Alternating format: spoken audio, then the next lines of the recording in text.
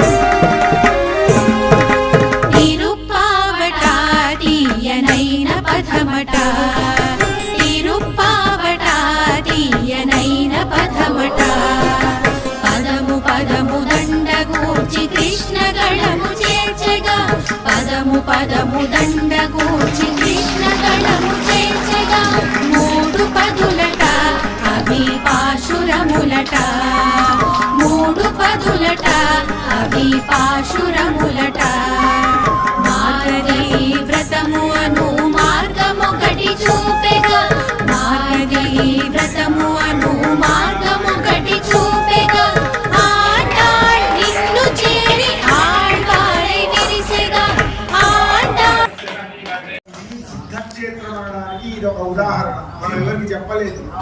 నిర్మాణం అప్పటికప్పుడు మంత్రంతో పాటు వస్తే మంత్రం ఎలా వచ్చిందో మంత్రంలాగా వచ్చింది.